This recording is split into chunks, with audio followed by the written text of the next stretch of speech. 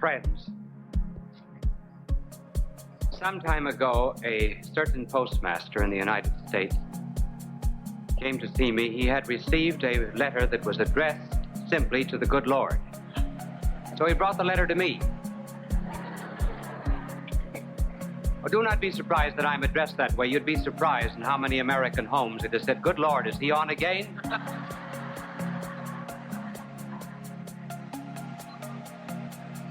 So we opened the letter, and the writer asked the good Lord for $50. The postmaster said, "What do you think we ought to do about it?" I said, "Well, in order that he will not lose faith in divinity, I will send him 25. So I sent 25. 2 weeks later, the postmaster came back with another letter addressed to the good Lord, and the writer said, "The last time I asked for $50. I am asking for $50 again. Only this time, please send the money through Cardinal Spellman, because Bishop Sheen cheated me out of 25.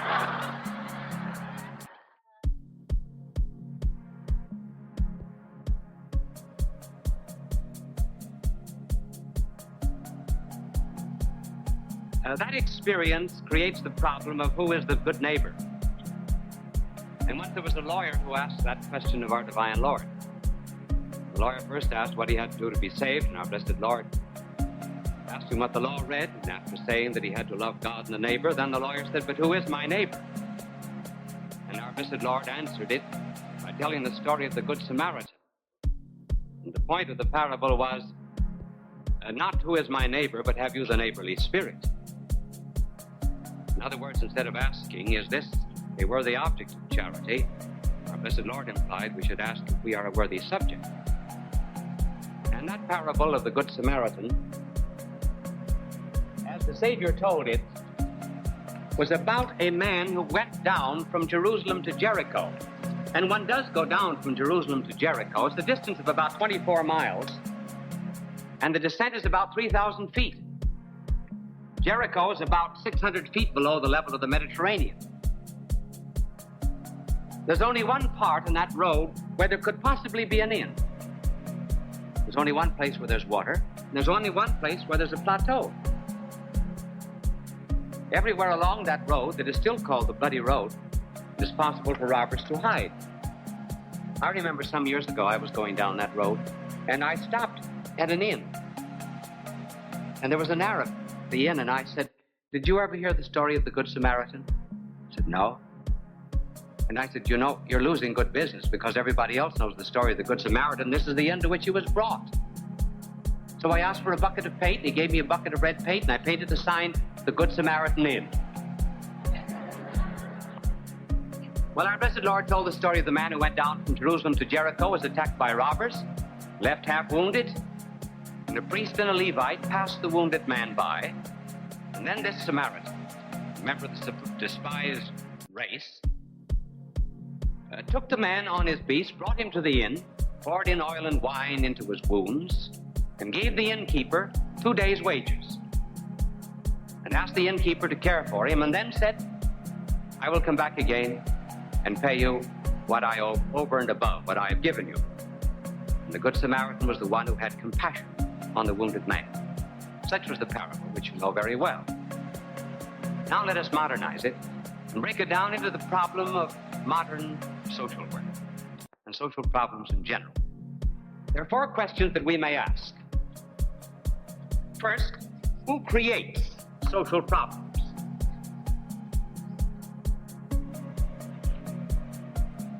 Secondly, who ignore social problems? 3, professional workers. And 4th, after professional workers, I should say those who work out of duty. And 4th, the real solution, which is love, in contrast with duty. First, who creates social problems? Well, the original social problem in this parable was created by an act of violence, namely the robbers. And almost all social problems today are created by violence. The Second World War of ours begot 63 million refugees. many of whom threw themselves upon the earth as something more friendly than the hearts of men. 2 million refugees have crowded out of the eastern zone of Germany into the western zone for aid. They were the victims of violence. 2 million Chinese have come down from communist China down into Hong Kong, where there's an attempt made now to care for them. It's interesting that all the refugees are out from the lands of communist violence. Nobody is a refugee going back into those lands. Not even the communists who are arrested when they're in this country and are offered an opportunity to go to Russia rather than to go to jail. They always say, no, sir, I'll take an American jail, but I'll not go back to Russia. And then there's another kind of violence that creates social problems. Not those who steal possessions and lands, but rather those who steal from the young the image of God that is in them. The educators who tell them that they have no intellect, they have no will, they have no soul, that they're just beasts, animals. Well, if they're just beasts, we should not be surprised they will grow up to act like beasts.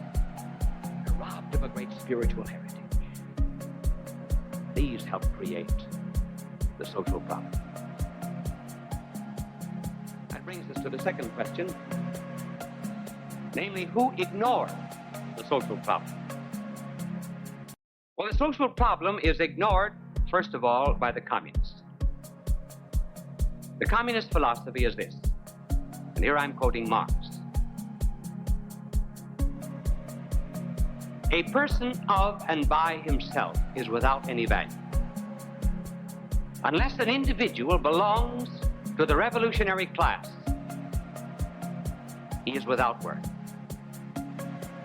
Hence, communism is willing to liquidate millions of people. So long as that socialistic, communistic core or species continues to exist, they are the ones who pass by the wounded people of earth. They are the continuators of the priest and Levite who pass by the wounded man. Incidentally, I wondered what they did after they passed by that wounded man. You know what I think they did? I think they went either to Jerusalem or Jericho and reported the matter to organized charities.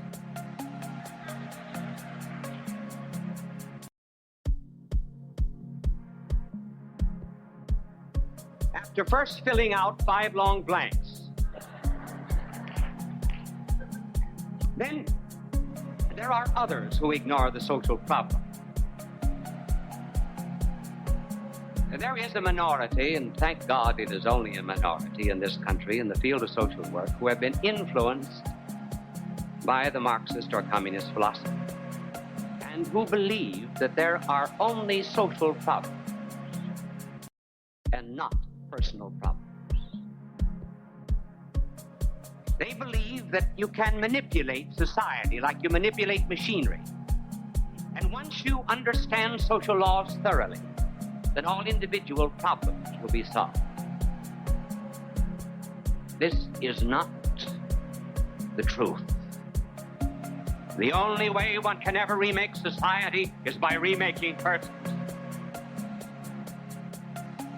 One cannot remake persons by remaking society, because society is basically made up only of individuals and persons.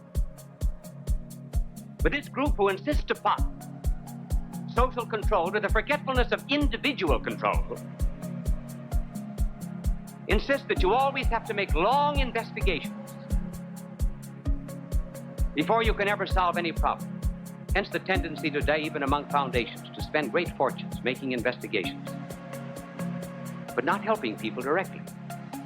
Now, it's all right to make investigations when the alternatives are unknown. For example, suppose you wanted to find out which do the American people like better, a singing commercial or a spoken commercial? Or a red commercial, that is a red commercial or a blue commercial. The blue one is sung. Well, you would have to carry on an investigation to find that out. But when people are in need, when they're hungry, when they're unclothed, then one does not make an investigation. One first feeds and clothes them, cares for them, and then one finds out the number. That was what our blessed Lord did when he found the multitude in the desert. He said they were as sheep without a shepherd. And so he fed them all. And in feeding them, he discovered that there were 5,000. Some time ago, there was a picture magazine that carried a series of photographs of someone in the subway steps of New York. This individual was wounded or he fainted, and the photographer stood there for an hour, and he took pictures of everyone passing by this wounded man. The pictures appeared in this magazine in order to indicate that no one was interested in the individual. Why didn't the photographer help?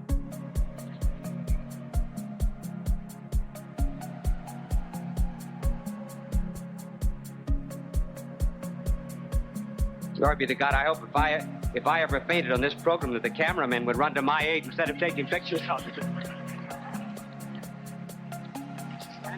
And then, too, there must have been a number of people, when they saw the photographer there taking pictures, they thought, well, maybe this is a movie, or it's something framed, but it certainly is not reality.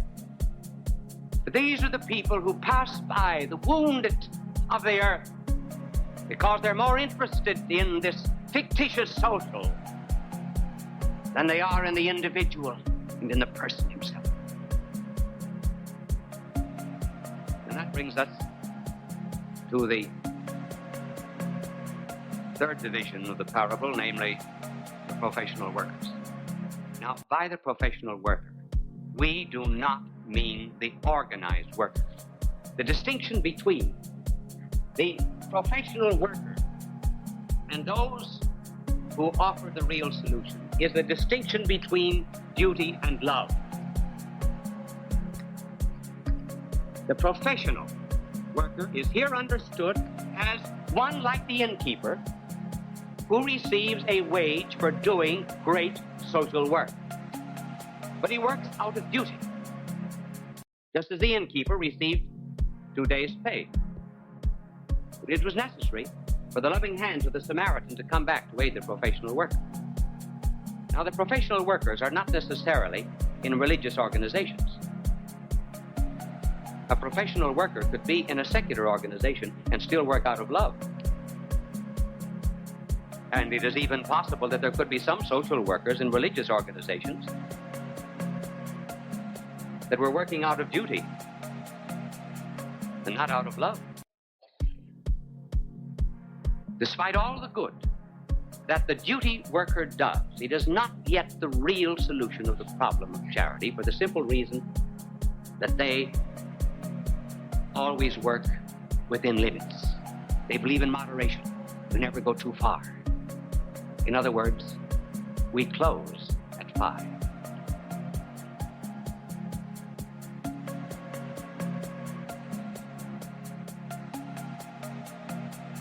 You say that there is that the family has not had food in 24 hours and you have no coal? Well, sorry, this is Washington's birthday, and call us on Monday and we will handle your case. There is apt to be that danger of moderation, which is not the way of love and charity. And incidentally, too, it is well for the people of a democracy to realize that they must not throw all the burdens of social workers, of social problems, upon professional workers and professional organizations. Suppose I had an automobile and I gave the right to drive the automobile to the governor.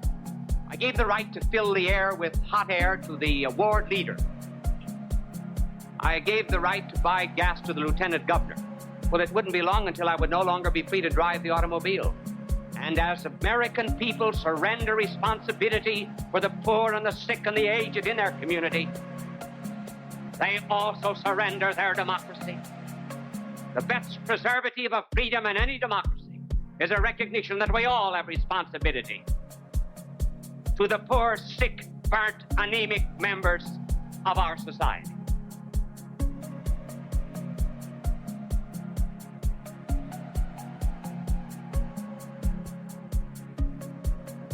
The real solution is the solution of love. The Good Samaritan who had compassion. And love here means 3 things. To the one who loves the poor, he always believes that the rich need the poor more than the poor ever need the rich. And by the rich, I mean only those who have relatively more than those who have not. Why do the poor need the rich? In order that they may have a roof over their heads, food in their stomach, clothes in their back, shoes in their feet. Why do the rich need the poor? In order that they may justify their stewardship of wealth. In order that they may thank God for the blessings that they have received. In order that they may have His grace in their hearts and His blessing on their being. The poor need the rich only for material reasons. But the rich need the poor for spiritual reasons. And that was why our blessed Lord said that those who have money are to use their money to make friends. Make friends with the mammon of iniquity. Mammon of iniquity meaning money. Give it to the poor, and they will intercede for you on the last day. As a beggar once said to me in Madrid outside of a church, he said, listen, if you don't give to me, who will intercede for you in the last day?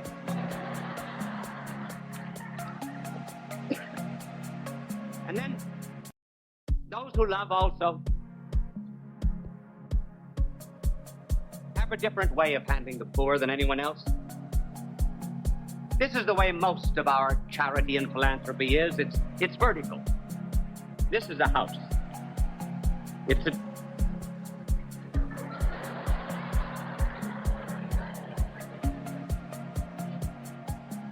Well, it looks like one so far, doesn't it? This is the first story. This is the second story. On the second floor of this house, the rich live. That is to say, merely those who have. And down here, there's a poor family. Now, those who have, in most charity, will go down to the poor, supply their needs, nurse them, care for them. But after they have done that, they go back again to the comforts and maybe luxuries of their own home. That is not perfect love. Perfect love is rather horizontal. Here are those who have, and here are those who have not.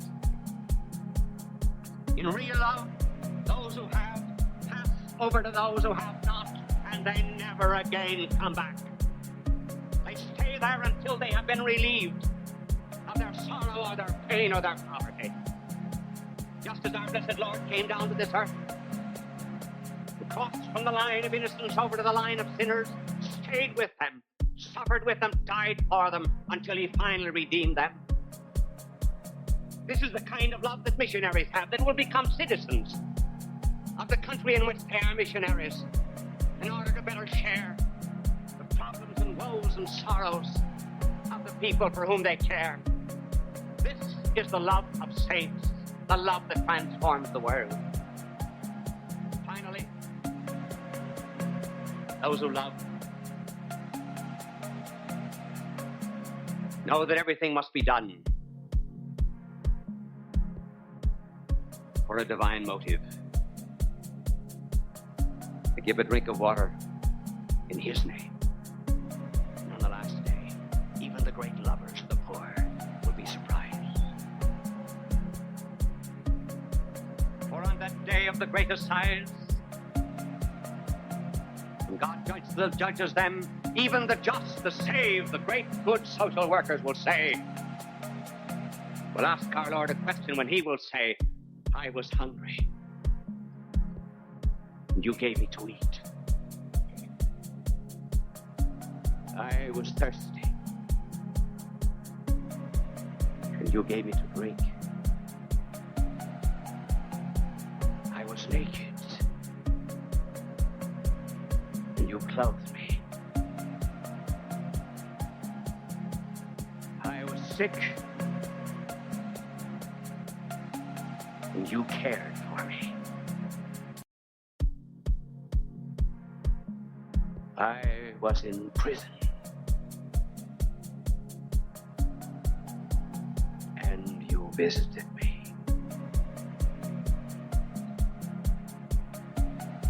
These great lovers of the poor, who did things in his name, would be surprised that he was so pleased. And they will wonder when. The nurse will wonder when. And she will ask when. You mean when I took care of patient in room 238? You mean the file number 164? I cared for you. And the Savior, when they ask when, will say to them,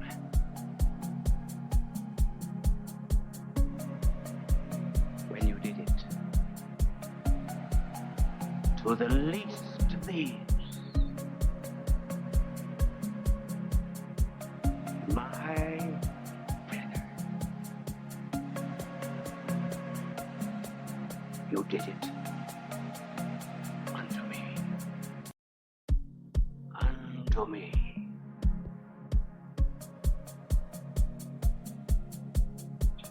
When people die, their friends ask, how much did they leave? And the angels of heaven asked, how much did they take with them in love?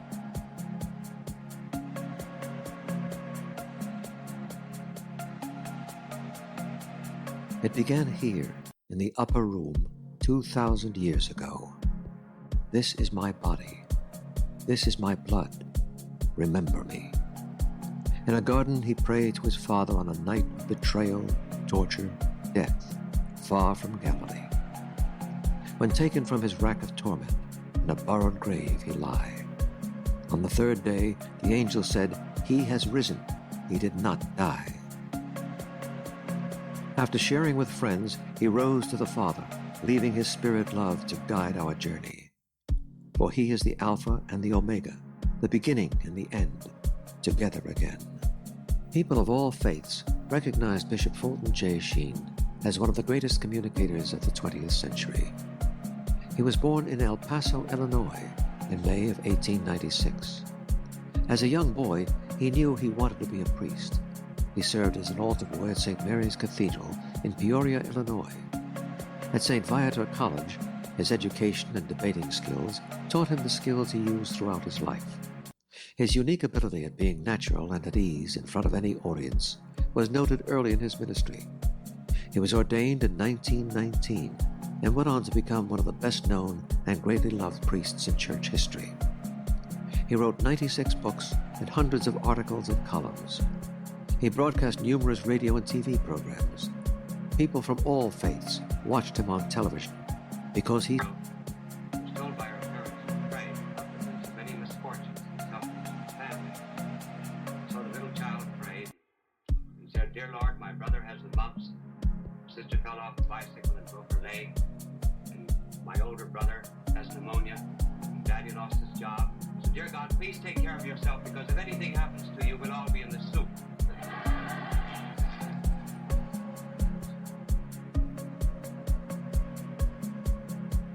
We have received so many letters from people who have had greater suffering than this little girl. We decided tonight to talk about suffering. First, on some of the paradoxes of suffering.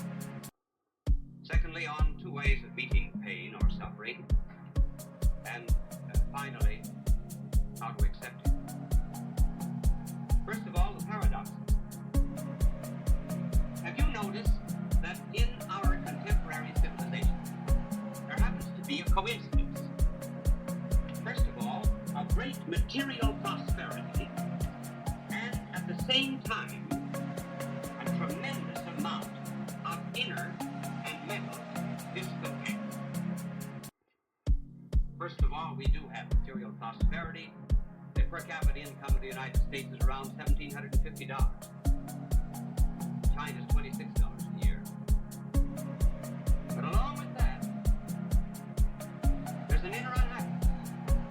81% of the hospital beds in the United States are occupied by mental patients. We ought not to have this tragic sense of life with so much prosperity. Why is it? Certainly it's not because we're prosperous. It can only be because, to a great extent, we are assuming that all we need to be happy is some external prosperity. In other words, we made our philosophy a philosophy of happiness, rather than a philosophy of being. And the reason there is this inner discontent and unhappiness is because man is trying to put the infinite into the finite. This is the mathematical symbol of the infinite. This is the symbol of the finite. What we're trying to do with our soul and our heart that was made for the infinite of life and truth and love, we are attempting to pull this infinite down into our finite structure with all of its material environment. It simply cannot be done. Rather, what we should do to be happy in the midst of prosperity is to take this finite nature of ours, plunge it into the infinite. As Hans Werkel said, this line of the human and the finite and reason must be crossed somehow or other. And Werkel, continuing, says, it is crossed above by faith, and it is crossed below by insanity. That is the first peculiar paradox of modern science. Now there's a second, and the second has to do with pleasure. Have you ever noticed that we have a greater capacity for pain than we have for pleasure? For example, our pleasures are not always very enduring.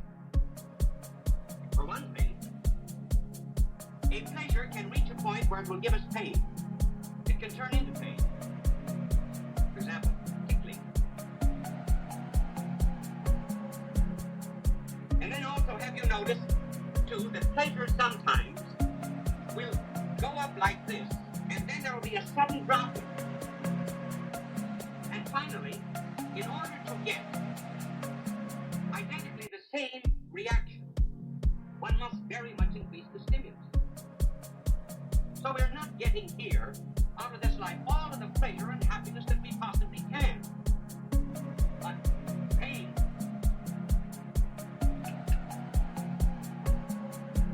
Pain, it seems, could very quickly reach an end. And yet somehow it reaches that end that we anticipated, and we still bear it. Go to a dentist, and we feel that if he drills 5 minutes more and goes 6 feet deeper, I just can't stand it. We stand it all right. And then he continues to bore, and we know he's going to hit oil. We stand it.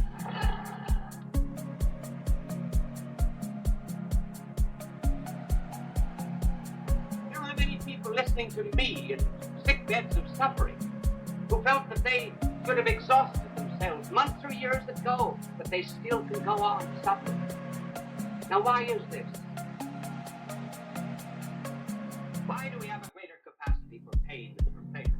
I think because it was intended by God that all pain here should end. That's why we seem to exhaust it. Because there will come another world where tears will be wiped away. The sorrows of this life are not worthy to be compared to the joys that are to come. But pleasure and joy, particularly, is not intended to be exhausted here. That comes elsewhere. That happiness is being saved for heaven. And if people understood that, perhaps there would be, well, less mentally disturbed, less inclined to go to the psychiatrist, because they've all got skeletons in our closet. They make no bones about it.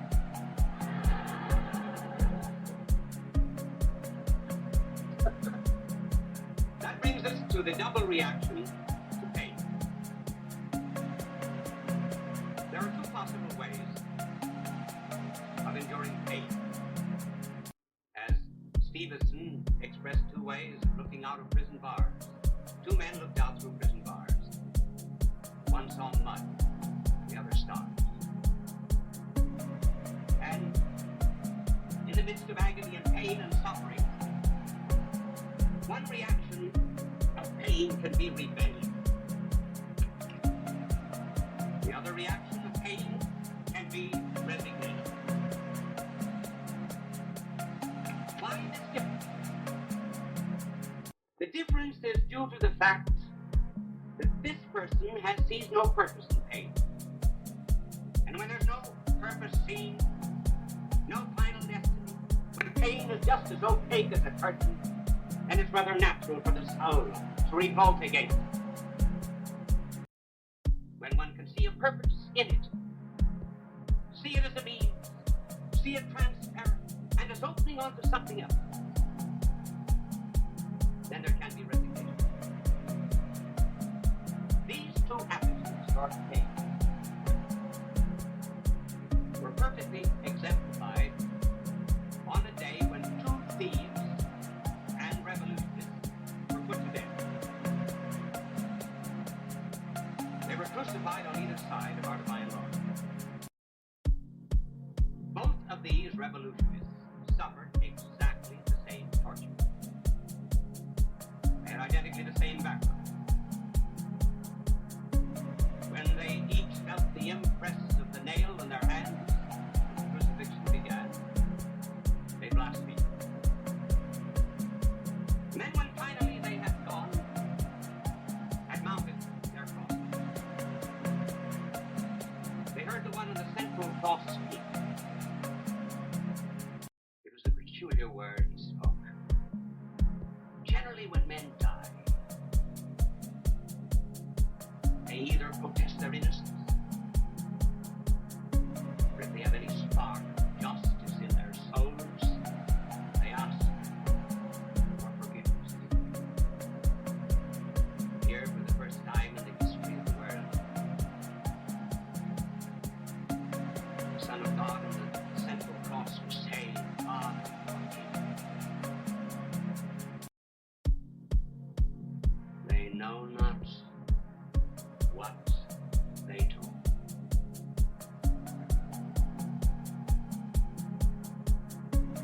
When the thief on the left heard this cry, he suspected that there on that central cross was power. And so he asked the one on the central cross if he had power to take him down. That to him was a sign of omnipotence. Stop that pain and that suffering. Why should he be there? Why did he ask to be taken down? Not to be made better, but simply to go on with the dirty business of beating.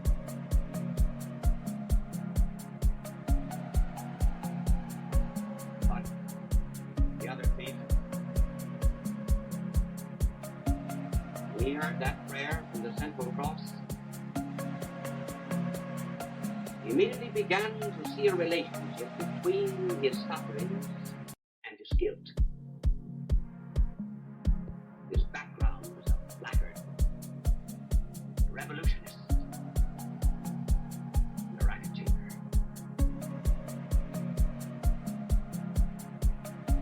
And some sparks from the central cross ignited some inflammable material in his soul.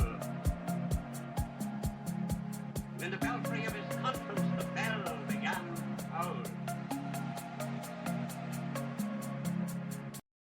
He spoke to the brother thief, and he said, Fear ye not. Fear ye not. We suffer the just reward of our crimes. This man has done no wrong.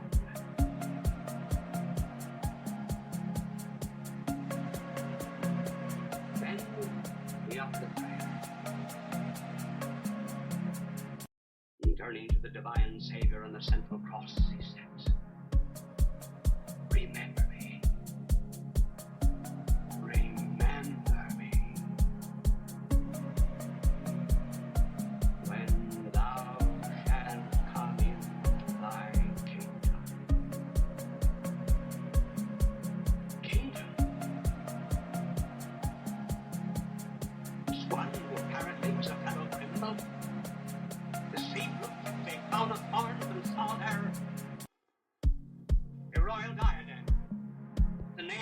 him a scepter of power and authority. His crucifixion was his installation, his blood was his royal purple. And they asked only to be remembered, and there came back this day. Thou shalt be with me in paradise.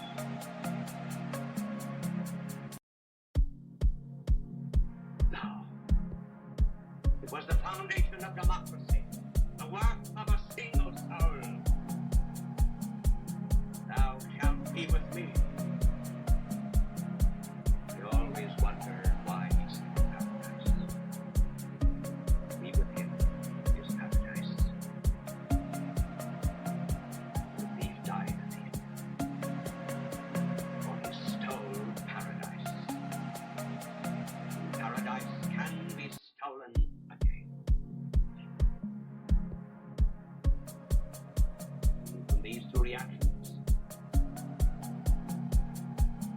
you see the one that is to be chosen.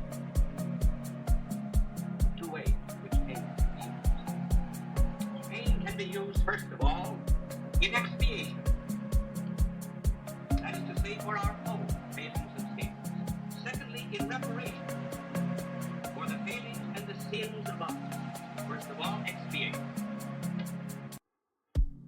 I can remember when I was a boy, about 8 or 9 years of age, my brother and I were playing ball in the backyard, and we threw a ball accidentally through the neighbor's window. Mother heard it, she called us in, and she sent us to our piggy bank. And she made us take the money out, go over to the man next door, give him the money for the broken window, and also ask him to forgive us. Now, why should we just ask to be forgiven? Because we broke a window. People think that when they do anything wrong, all they have to do is be forgiven. Oh no, we disturb an equilibrium, an order. That order often has to be redressed. For example, if I stole your watch, if I stole the watch of one of these operators here, if I could get close enough to this cameraman and steal his watch here, and then I would say to him, I'm awfully sorry, I stole your watch, will you forgive me? He says, yes, I forgive you. But he says, give me back my watch. Well, so it is if we have sins.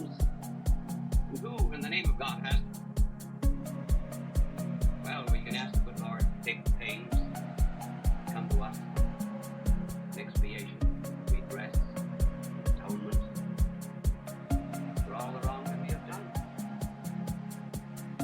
We put down our foot, for example, 3 times, in illegitimate, sinful pleasure, to get back there to do right again. We've got to put our foot down in pain and be like little doggies with our tail in back of us. And then when we reach this point, then only can we begin to do good. That's one way pain can be used. The second way in which it can be used is reparation. And here we offer it up for others. How often, for example, in the physical order, doctors will graft skin. We burn our face from our back to our face to restore our pristine elegance. If a person is suffering from anemia, doctors will transfuse blood from an anemic member of society to the healthy member of society to the anemic person in order to keep the person in that condition. Now, if it's possible to transfuse blood, if it's possible to transfuse prayer, if it's possible to graft skin, not possible also to graft some reparation, some sacrifices. We live in a world in which we do not grow the sheep, for example, but we wear woolen clothes. Others help us. So it's possible to take our sorrows, our disappointments, and the jealousies, and the hatreds of others, and turn them all back again as the thief of the right deeds, in order that someone else might be saved. That's reparation.